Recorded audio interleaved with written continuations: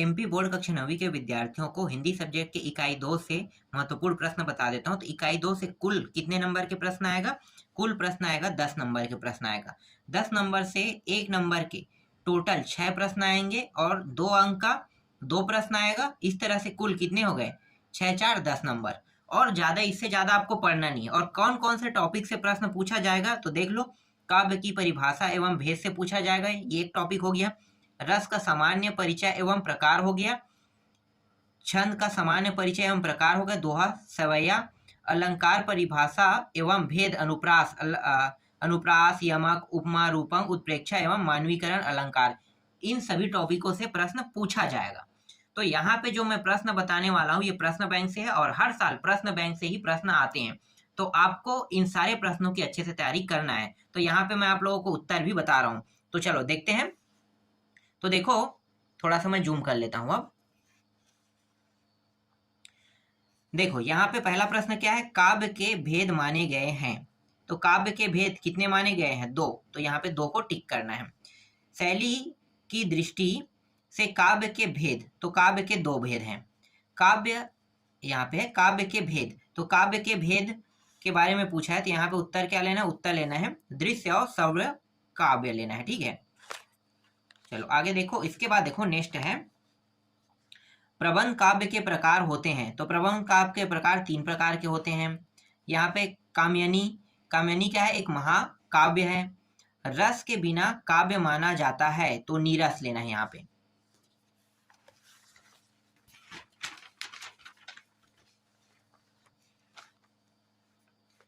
सातवां प्रश्न है, रस के अंग। तो रस के अंग जो है वो 4 है। श्रृंगार रस का स्थायी भाव क्या होता है? श्रृंगार रस का स्थायी भाव होता है रति होता है ना, तो रति ले लो। वाक्यम रसात्मक काव्यम किसका कथन है? उत्तर क्या लेना है? यहाँ पे आचार्य विश्वनाथ लेना है। विभावानुभाव संचारी संयोगाद्रस निष्पत्ति, यह सूत्र किसका है? उत्तर क्या लेना है? उत्तर लेना है आपको भरत मुनि लेना है, भरत मुनि का है। काव्य की शोभा बढ़ाने वाले तत्वों को क्या कहते हैं? तो काव्य की शोभा बढ़ाने वाले तत्वों को अलंकार कहते हैं। छंद के मुख्यतः कितने भेद होते हैं? तो छंद के मुख्यतः यहाँ पे 2 भेद होते हैं। कौन सा छंद का प्रकार नहीं है? तो उत्तर क्या लेना है? उत्तर लेना है यहाँ पे दृष्टांत लेना है। छंद को पढ़ते समय आने वाला विराम कहलाता है, क्या कहलाता है? विराम। तो यहाँ पे उत्तर आपको लेना है यति कहलाता है। अर्थालंकारों में चमत्कार किसके कारण होता है? उत्तर क्या लेना है? उत्तर यहाँ पे लेना है अर्थ लेना है। जहां किसी शब्द की आवृत्ति एक से अधिक बार हो परंतु हर बार उसका अर्थ भिन्न भिन्न हो, वहां अलंकार होगा। तो वहां अलंकार कौन सा अलंकार होगा? तो यहाँ पे यमक अलंकार होगा। उपमा का अर्थ क्या होता है? उपमा का अर्थ होता है सादृश्य होता है। ठीक है, इसको लेना है। चलो आगे देखते हैं। इसके बाद देखो उपमा अलंकार के अंग। तो उपमा अलंकार के कितने अंग होते हैं? 4 अंग होते हैं। जिस व्यक्ति या वस्तु से समानता बताई जाए उसे क्या कहते हैं? उसे हम उपमान कहते हैं। मेघ आए बड़े बन, ठनके संवर के, पंक्ति में अलंकार है। तो कौन सा अलंकार है? मानवीकरण अलंकार है। अब रिक्त स्थान देख लेते हैं। तो देखो रिक्त स्थान में पहला प्रश्न देखो, अनुभूति के पक्ष का संबंध कविता के खालिस्तान रूप स्वरूप से है। उत्तर क्या लेना है? यहाँ पे उत्तर लेना है, ये आ जाएगा आंतरिक आ जाएगा। दूसरा है, खंड काव्य में जीवन के खालिस्तान चित्रण होता है। तो उत्तर क्या लेना है? यहाँ पे एक अंश का लेना है। महाकाव्य में जीवन का खालिस्तान चित्रण होता है। तो यहाँ पे उत्तर लेना है संपूर्ण लेना है। चौथा है, रस के काव्य की खालिस्तान बताया गया है। तो यहाँ पे आपको उत्तर लेना है, यहाँ पे आत्मा बताया गया है। रस के प्रकार खालिस्तान है। तो रस के कितने प्रकार है? 9 प्रकार होते हैं। ठीक है, एक वात्सल्य जोड़ के 10 हो गया। यहाँ पे 10 तो नहीं दिया है, 9 ही दिया, तो 9 ही लेना है। ठीक है, लेकिन 10 रहेगा तो आपको 10 लेना है। वीर रस का स्थायी भाव खालिस्तान है। तो वीर रस का स्थायी भाव क्या होता है? उत्साह होता है ना, उत्साह ले लो। रौद्र रस का स्थायी भाव क्या होता है? क्रोध होता है। करुण का स्थायी भाव क्या होता है? शोक होता है। क्या? शोक ले लेना है। मात्रिक छंद का उदाहरण क्या होता है? मात्रिक छंद का उदाहरण गहना या रस। तो यहाँ पे आपको क्या लेना है? मात्रिक छंद का उदाहरण गहना लेना है। ठीक है, रस तो अलग होता है। वर्णिक छंद में खालिस्तान की गणना की जाती है। तो यहाँ पे उत्तर आपको क्या लेना है, उत्तर यहाँ पे लेना है वर्णों लेना है, ठीक है, वर्णों की गणना की जाती है। अलंकार का सामान्य अर्थ खालिस्तान है, तो अलंकार का सामान्य अर्थ क्या होता है, अलंकार का सामान्य अर्थ होता है सवैया होता है क्या, सवैया, एक मिनट इसका क्या होता है, सवैया, अलंकार का सामान्य अर्थ दोहा, सवैया, चलो इसको छोड़ दो, बाद में देखेंगे। उपमेय में उपमान का आरोप, तो क्या होगा यहाँ पे रूपक होगा। रंगमंच पर अभिनय देखकर आनंद भूति काव्य की होती है, तो यहाँ पे आपको क्या लेना है, उत्तर यहाँ पे दृश्य लेना है, ठीक है, दृश्य काव्य की अनुभूति होती है। काली लहर कल्पना काली पंक्ति में खालिस्तान अलंकार निहित है, तो उत्तर इसका आ जाएगा अनुप्रास आ जाएगा।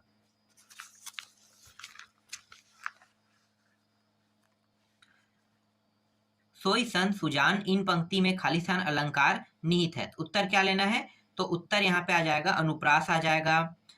वर्ण मात्रा यति तुक आदि को ध्यान में रखकर की गई शब्द रचना क्या कहलाता है, छंद कहलाता है। क्षितिज अटारी गहराई में रूपक अलंकार है, यहाँ पे रूपक ले लेना है। पत्थरों द्वारा पानी पानी में मानवी कलर अलंकार है, इसको ले लेना है। रसखान ने सवैया में रचनाएं लिखी थी। नेक्स्ट है संचारी भावों की संख्या कितनी है, 33 है, ठीक है, याद रखना 33, ठीक है, 3 हिंदी में लिखेंगे तो अच्छे से आपको पता रहेगा, 33, तो इस तरह से आप याद रख सकते हो, ठीक है। सही जोड़ी मिलाओ देख लेते हैं अब, तो देखो सही जोड़ी मिलाओ को देखते हैं। 3 वर्णों का समूह, 3 वर्णों का समूह जो होता है उसे हम गढ़ कहते हैं, तो यहाँ पे आपको क्या करना है, गढ़ में ले लेना है। वाक्य रसात्मक काव्य, तो इसको आपको लेना है घ में लेना है, आचार्य विश्वनाथ में, इसमें आ जाएगा। सवैया, सवैया क्या है, एक वर्णिक छंद है, तो ये आगे वर्णिक छंद। और यहाँ पे रस, रस के अंक कितने होते हैं, रस के 4 अंक होते हैं ना, तो ये 4 हो जाएगा, रस के 4 अंक। और पंचवटी खंड काव्य है। चलो एक और है यहाँ पे, इसको भी देख लेते हैं। देखो कामयानी दिया हुआ है, इसे आपको महाकाव्य में लेना है। काव्य की शोभा बढ़ाने वाले तत्व को क्या कहते हैं, अलंकार कहते हैं। विभत्स रस की स्थायी भाव क्या होता है, विभत्स रस की स्थायी भाव घृणा या जुगुस्सा, ये होगा। मुक्त काव्य, मुक्त काव्य क्या होगा, यहाँ पे लें कबीर के दोहे को मुक्त काव्य कहते हैं। और छंद के पढ़ने की लय क्या कहलाता है, गति कहलाता है, ठीक है। एक और है, इसको भी देख लेते हैं। तो देखो छंद में बंधी रचना, छंद में बंधी रचना जो है वो काव्य कहलाएगा। यहाँ पे मैं इसका उत्तर काव्य लिख लेता हूँ यहाँ पे, ठीक है, सही जोड़ी मिलाओ में काव्य दिया रहेगा, काव्य लेना है। और ये जो रूपक है, ठीक है, रूपक क्या है, रूपक अलंकार यहाँ पे दिया हुआ है, तो रूपक अलंकार जो है वो हो जाएगा, एक मिनट, ये रूपक अलंकार है ना, चलो पहले बनाते जाते हैं, लास्ट में देख लेंगे, जिस समय आएगा उस समय। देखो प्रबंध काव्य के भेद, प्रबंध काव्य के भेद जो है वो 3 है। काव्य की आत्मा, काव्य की आत्मा तुक को कहते हैं। छंद में अंतिम वर्णों की आवृत्ति क्या कहेंगे, अंतिम वर्णों की आवृत्ति को हम उसे कहते हैं तुक कहते हैं। एक मिनट, तो एक तो होगा काव्य की आत्मा रस है क्या, काव्य की आत्मा नहीं, 3 है। प्रबंध काव्य ये तो 3 में आ जाएगा ना, और ये हो जाएगा इसका हो गया घ, काव्य के भेद और काव्य की आत्मा, काव्य की आत्मा ये रस रहेगा, ठीक है। छंद में अंतिम वर्णों की आवृत्ति तुक, ठीक है, ये भी सही है। उपमेय में उपमान का आरोप कह रहा है, तो इसका उत्तर क्या हो जाएगा, रूपक अलंकार हो जाएगा। चलो एक वाक्य में उत्तर लिखिए देख लेते हैं, ठीक है। तो देखो क्या क्या है, विस्तृत कलेवर वाले काव्य को कहा जाता है, तो कहा जाता है, क्या कहा जाता है, इसे उपमा कहा जाता है, ठीक, एक सेकंड, उपमा नहीं, इसे कहते हैं महाकाव्य कहते हैं, ठीक है, इसे हम क्या कहते हैं, महाकाव्य कहते हैं, ठीक है। प्रबंध काव्य के भेद के नाम लिखे, एक सेकंड मैं इसको थोड़ा सा और दिखाई दे ऐसा कर लेते हैं, ठीक है, हाँ ठीक है। प्रबंध काव्य के भेद के नाम लिखिए, तो उत्तर क्या लिखोगे, महाकाव्य, ठीक है, महाकाव्य या खंड काव्य दोनों रहेगा।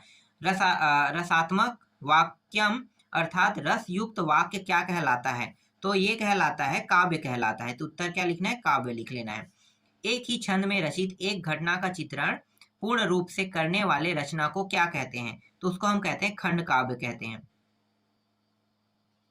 खंड काव्य। काव्य के कितने भेद हैं, नाम लिखिए। तो काव्य के 2 भेद हैं, 2, और इनका नाम क्या क्या है, एक है दृश्य और एक है श्रव्य, ठीक है, सुनने वाला और देखने वाला। स्थायी भावों को जागृत या उद्दीप्त करने वाले कारक को क्या कहते हैं? उत्तर क्या लेना है? उत्तर आपको लेना है उद्दीपन विभाव लेना है, ठीक है। यहाँ पे मैं लिख देता हूं उद्दीपन विभाव, ठीक है, उद्दीपन विभाव, छठवां का। सातवां देखो, जिस काव्य का आनंद पढ़कर या सुनकर लिया जाए उसे हम क्या कहते हैं? तो उसे हम कहते हैं रस कहते हैं। रस का सुनकर और पढ़कर इसके आनंद लेते हैं। कविता के शाब्दिक अनुशासन का नाम क्या है? तो यहाँ पे उत्तर आपको लेना है, इसका उत्तर जो रहेगा वो छंद है। दोहा के प्रथम चरण में कितनी मात्राएं होती है? प्रथम चरण में 13 मात्राएं होती है और द्वितीय चरण में 11 मात्राएं। जहां काव्य के आधार शब्द होते हैं वहां कौन सी अलंकार होता है? तो वहां पे अलंकार शब्दालंकार होगा, तो यहाँ पे लिख दो शब्दालंकार, ठीक है, शब्दालंकार रहेगा। बाबू के सांपों में कौन सा अलंकार है? तो बाबू के सांपों में कौन सा अलंकार है? तो उपमा अलंकार है, तो यहाँ पे ले लेना है उपमा ले लेना है। पान्हु जो आए हो पंक्ति में कौन सा अलंकार है? तो यहाँ पे क्या लेना है, इसका उत्तर जो है वो उत्प्रेक्षा हो जाएगा। यहाँ पे मैं लिख लेता हूं उत्प्रेक्षा, ठीक है, उत्प्रेक्षा अलंकार। हंसमुख हरियाली है हिम आतम पंक्ति में कौन सा अलंकार है? उत्तर क्या लोगे? अनुप्रास ले लोगे, अनुप्रास, ठीक है, ये अनुप्रास है इस तरह से, ठीक है, अनुप्रास। नेक्स्ट है वेदना बोझ वाली सी पंक्ति में कौन सा अलंकार है? तो इसका उत्तर आपको लेना है उपमा लेना है। शब्दालंकार और एवं अर्थालंकार के 2 भेदों के नाम लिखिए। तो ये हो जाएगा अनुप्रास, अनुप्रास ले लो, यमक ले लो, ठीक है, बहुत सारे हैं तो 2 ही मैं बता रहा हूं, अनुप्रास यमक बस को लिख लेते हैं, ठीक है। आगे देखो, स्वान रूप संसार है में कौन सा अलंकार है? तो यहाँ पे जो है ना ये रूपक अलंकार है, तो यहाँ पे आपको रूपक लेना है। घृणा को उत्पन्न करने वाले दृश्य का वर्णन होने पर कौन सा रस होता है? तो उत्तर क्या हो जाएगा, कौन सा रस होता है? तो इसका उत्तर आपको लेना है विभत्स लेना है, विभत्स, ठीक है, तो ये हो जाएगा इसका उत्तर। चलो आगे दिखाता हूं उसके बाद।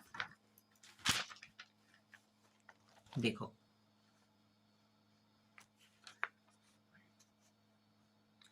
सत्य असत्य लिखिए कह रहा है, ठीक है, तो कौन सा सत्य है कौन सा सत्य देख लेते हैं। रामचरितमानस एक महाकाव्य है, तो ये सत्य है, महाकाव्य ही। रसयुक्त वाक्य ही काव्य है, कथन आचार्य विश्वनाथ का है, क्या ये सत्य है? तो ये सत्य है। प्रबंध काव्य में छंदों में पूर्वापर संबंध नहीं होता है, क्या ये सत्य है? यह सत्य है। मात्रिक छंद में मात्राओं की गणना की जाती है, तो ये सत्य है। मुक्त काव्य में प्रत्येक छंद अपने आप में स्वतंत्र और पूर्ण होता है, क्या ये सत्य है? तो ये सत्य है। महाकाव्य में एक ही सर्ग होता है, क्या ये सत्य है? तो ये असत्य है। खंड काव्य में अनेक सर्ग होते हैं, क्या ये सत्य है? ये असत्य है। खंड काव्य में, सॉरी ये असत्य था ना, ये वाला, खंड काव्य में कथा वस्तु विस्तृत होता है, ठीक है, ये असत्य है। खंड काव्य में अनेक सर्ग होते हैं, ये भी असत्य है। अलंकारों का अनावश्यक प्रयोग कविता के सौंदर्य को कम करता है, क्या ये सत्य है? ये सत्य है। जिसके कारण मन में भाव जागृत होते हैं उसे आलंबन कहते हैं, क्या ये सत्य है? तो ये सत्य है। इसके बाद 11वां देखो, छंद को पढ़ने का प्रवाह लय मतलब गति कहलाता है, क्या ये सत्य है? सत्य है। छंद में अंतिम वर्णों की आवृत्ति तक कहलाता है, ठीक है, ये भी सत्य है। संकट सागर में रूपक अलंकार है, ये सत्य है। उपमा अलंकार में उप का अर्थ समीप होता है, यह सत्य है, ठीक है। तो जितने भी प्रश्न यहाँ पे आप लोगों को दिखाई दे रहा है, ठीक है, सत्य असत्य से है, तो सारे प्रश्नों को मैं यहाँ पे बता दिया, ठीक है, सत्य असत्य वाला ये भी। अब बचे हैं 2 नंबर वाले, तो 2 नंबर वालों को भी देख लेते हैं। तो देखो 2 नंबर वाले प्रश्न में पहला क्या है, पंडित जगन्नाथ के अनुसार काव्य की परिभाषा लिखे। तो जगन्नाथ के अनुसार काव्य की परिभाषा क्या है? रणीयार्थ प्रतिपादक शब्द काव्यम अर्थात रमणीय अव्यर्थ का प्रतिपादन करने वाले शब्द ही काव्य कहलाते हैं, कह रहे हैं। काव्य किसे कहते हैं, इसके भेदों के नाम लिखे। तो काव्य के भेद, तो देखो एक है श्रव्य काव्य और एक है दृश्य काव्य। श्रव्य काव्य मतलब सुनने वाला रामचरितमानस, और देखने वाला क्या है, दृश्य काव्य जैसे कि चंद्रगुप्त। प्रबंध काव्य में के भेदों के नाम लिखे। प्रबंध काव्य के भेद, पहला है महाकाव्य खंड काव्य, और दूसरा है, तीसरा है, देखो यहाँ पे है महाकाव्य खंड काव्य और आख्यानक गीत है, ये है। मुक्त काव्य के प्रकारों के नाम लिखे। तो मुक्त काव्य प्रकार, मुक्त काव्य में प्रत्येक छंद का स्वर्ण पूर्ण अर्थ होता है। ये किसी क्रम के संचालित नहीं होते हैं। इसके दो प्रकार होते हैं, पाठ्य मुक्त और है गेय मुक्त। ठीक है। रस किसे कहते हैं, रस के अंगों के नाम लिखे। तो रस के अंग कितने होते हैं, 9 ना। फिलहाल देखते हैं क्या कह रहे हैं। काव्य के पढ़ने सुनने अथवा देखने में जो आनंद की अनुभूति होती है उसे रस कहते हैं। रस को कार्य की आत्मा कहा जाता है। रस के अंग अवयव स्थायी भाव, विभाव, अनुभाव और संचारी भाव है। रस के प्रकार एवं उसके स्थायी भाव लिखे। तो देखो रस के 10 प्रकार होते हैं। ठीक है। तो प्रकार में श्रृंगार, वीर, रौद्र, शांत, अद्भुत, वात्सल, करुण, भयानक, विभत्स, हास्य। ठीक है। इसके स्थायी भाव क्या है, रति है, उत्साह है, क्रोध है, निर्वेद है, विमर्श है, वत्सल्य है, शोक है, भय, जुगुस्सा है, हास है। ठीक है। क्रम से देख लेना। श्रृंगार का रति होता है, ऐसे श्रृंगार है तो यहाँ पे रति है। वीर मतलब उत्साह, इस तरह से। रौद्र मतलब क्रोध, इस तरह से मैच कर लेना। छंद किसे कहते हैं, छंद के प्रकारों के नाम लिखे। तो छंद किसे कहते हैं, जिस रचना में मात्राओं एवं वर्णों की संख्या निश्चित हो तथा यति, गति एवं तुक आदि का ध्यान रखा जाए उसे छंद कहते हैं। छंद के प्रकार मात्रिका, वर्णिक छंद, 2 ही प्रकार के होते हैं। ठीक है। मात्रिक मतलब दोहा छंद और वर्णिक छंद कवि सवैया। दोहा की परिभाषा लिखे। तो देखो दोहा की परिभाषा क्या, यह एक मात्रिक छंद है। इसके 4 चरण होते हैं। प्रथम और तृतीय चरण 13 मात्राएं होती है। द्वितीय और चतुर्थ चरण में, प्रथम और तृतीय, हाँ, द्वितीय और चतुर्थ चरण में कितने मात्राएं होती है, यहाँ पे 11 मात्राएं होती है। और इस अंत में गुरु लघु होते हैं। जैसे कि उदाहरण यहाँ पे देखो, रहीमन पानी राखिए, बिन पानी सब सुन, पानी गए न उभरे, मोती मानस चून। ठीक है। ये है। काव्य भारती के जीवन दर्शन पाठ में विंद, रहीम, तुलसी और बिहारी के अनेक दोहे संकलित हैं। इसके बाद देखो सवैया की परिभाषा लिखिए। सवैया क्या है, यह वर्णिक छंद है। इसमें 22 से 26 वर्ण होते हैं। 22 से 26 वर्ण होते हैं। मतगेय, दुर्मिल, इसके एक सेकंड दिखाता हूँ। मतगेय, दुर्मिल, इसके 4 चरण होते हैं। प्रत्येक चरण में 24 वर्ण होते हैं। जैसे उदाहरण क्या है, पुरते निकसी, रघुवर बधु, धरी धीर, दय, मग में डग दौ। अलंकार की परिभाषा एवं उसके भेदों के नाम लिखिए। तो अलंकार की परिभाषा क्या होता है, काव्य का सौंदर्य बढ़ाने वाले धर्म अलंकार कहलाते हैं। अलंकार के भेद 3 शब्द अलंकार, अर्थालंकार, उभय अलंकार है। अनुप्रास अलंकार की परिभाषा उदाहरण सहित दीजिए। अनुप्रास अलंकार की परिभाषा क्या है, जहां एक ही वर्ण का एक से अधिक बार प्रयोग होता है वहां अनुप्रास अलंकार होता है। जैसे कि देखो यहाँ पे, चारू चंद्र की चंचल किरणें खेल रही थी जलथल में। ठीक है। तो ये उदाहरण है उसके। च को बार बार प्रयोग हुआ है, इसलिए ये क्या होगा, अनुप्रास अलंकार होगा। नेक्स्ट देखो, यमक अलंकार की परिभाषा उदाहरण से दीजिए। जहां कोई शब्द एक से अधिक बार प्रयोग हो, प्रत्येक बार उस शब्द का अर्थ भिन्न हो, वहां यमक अलंकार होता है। जैसे कि यहाँ पे देखो, कनक कनक तैसी गुनी, मादकता अधिकाई, इही खाए बैरात नर, इही पाए बैराई। ठीक है। ये है। उदाहरण तो आपको देना ही पड़ेगा। ठीक है। उपमा अलंकार की परिभाषा उदाहरण सहित लिखे कह रहा है। तो उपमा अलंकार क्या, तो उपमा अलंकार का अर्थ है उप धन मा, समीप में तौलना होता है इसका। जहां 2 भिन्न वस्तुओं में या व्यक्तियों में समान गुण के कारण समानता व्यक्त की जाती है, तो वहां उपमा अलंकार होता है। इसके बाद 14वां प्रश्न देख लेते हैं। देखो एक सेकेंड,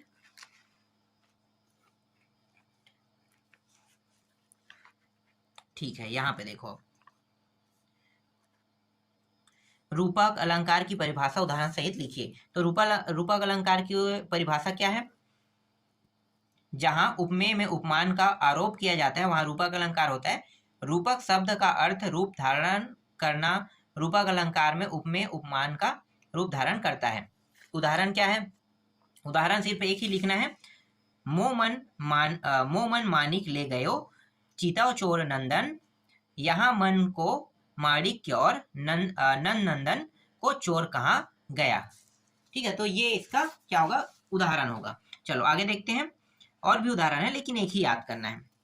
इसके बाद देखो, उत्प्रेक्षा अलंकार की परिभाषा उदाहरण से दीजिए। उत्प्रेक्षा अलंकार क्या है? उत्प्रेक्षा का अर्थ है संभावना या कल्पना। जहाँ उपमेय में उपमान की कल्पना की संभावना की जाती है वहां उत्प्रेक्षा अलंकार होता है। उत्प्रेक्षा अलंकार के वादक शब्द मानो, मनु, मनहु, जानो, जनु, ज्यो इति आदि है। और इसका एक एग्जाम्पल भी लिखना है, तो ये एग्जाम्पल याद कर लेना। ठीक है, नेक्स्ट देखो 16 है। मानवीकरण अलंकार की परिभाषा उदाहरण सहित लिखिए। तो जहां जड़ प्रकृति वस्तु पर मानवीय भाव या क्रियाओं का आरोप हो वहां मानवीकरण अलंकार होता है।